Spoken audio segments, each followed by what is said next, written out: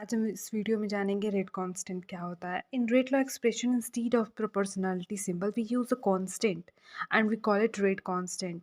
जो rate law का expression होता है उसमें जो प्रोपोर्शनलिटी सिंबल था अगर हम उसे हटाते हैं तो एक कांस्टेंट आता है जिसको हम रेट कांस्टेंट के नाम से जानते हैं।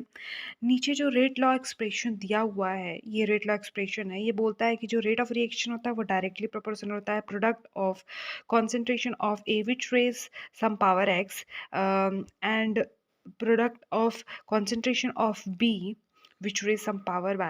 तो बेसिकली रेट ऑफ रिएक्शन में जो ये एक्सप्रेशन में प्रोपोर्शनलिटी का सिंबल आ रहा है उसको हटाते हैं तो एक कांस्टेंट आता है जिसको हम प्रोपोर्शनलिटी कांस्टेंट भी बोल सकते हैं और वही होता है rate constant.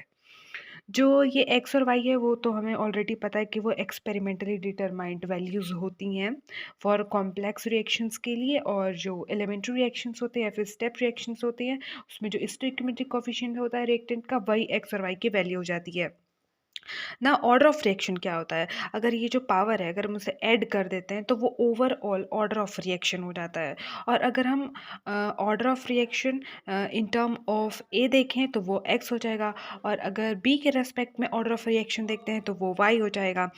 Unit of rate of constant अब हम अगर देखते हैं तो सबसे पहले एक हमें रिएक्शन कंसीडर करना है जो कि फर्स्ट ऑर्डर का होगा। इसमें हम एक ही रिएक्टेंट लेते हैं। तो according to the rate law के हिसाब से अगर हम देखें तो ये जो रिएक्शन रेट ऑफ रिएक्शन है equal to rate constant into product of into जो हो जाएगा वो concentration of A which raise to the power one. यहाँ वन क्या है, ये ऑर्डर ऑफ रिएक्शन है वन के ए के रेस्पेक्ट में।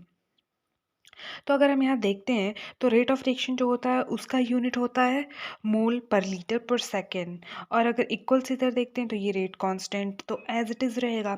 और जो कॉन्सेंट्रेशन ऑफ ए है हमें पता है कि जो कॉन्सेंट्रेशन होता है वो हम मोल्स पर लीटर में एक्सप्रेस करते हैं। तो मोल्स पर लीटर इक्वल के इस साइड भी और इक्वल के उस साइड भी है तो ये कैंसिल आउट हो जाएगा। और अगर हम देखते हैं तो ये जो रेट कांस्टेंट है उसकी यूनिट आ जाएगी सेकेंड इनवर्स, ये फर्स्ट ऑर्डर के लिए होता है।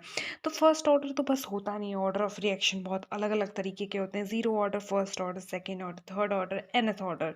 तो फाइनली हम जनरल फॉर्मूला देख लेते हैं nth ऑर्डर रिएक्शन के लिए यूनिट ऑफ रेट कांस्टेंट। अगर हम देखें तो हमें करना बेसिकली क्या होता है कि हमें पता है कि जो रेट ला एक्सप्रेशन होता है जो कि यहाँ पे है, तो यहाँ से अगर हम ये रेट कांस्टेंट की वैल्यू निकालें तो कुछ इस तरीके से आएगा फॉर्मूले में बन के, by rate of reaction divided by concentration of A which raise to the power N.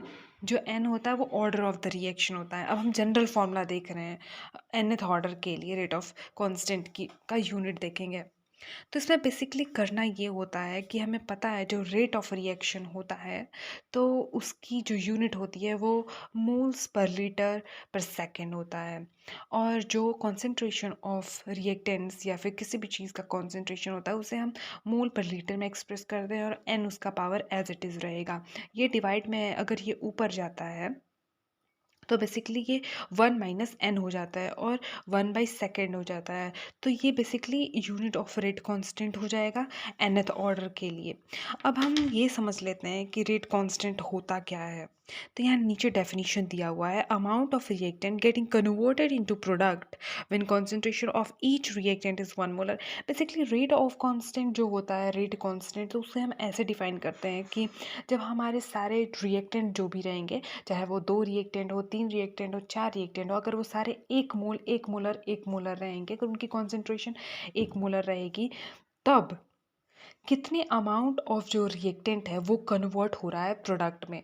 तो बेसिकली यही होता है रेट कांस्टेंट, कि कितने अमाउंट ऑफ रिएक्टेंट कन्वर्ट हो रहे हैं प्रोडक्ट में जब कॉन्सेंट्रेशन ऑफ सारे रिएक्टेंट 1 मोलर 1 मोलर 1 मोलर होंगे।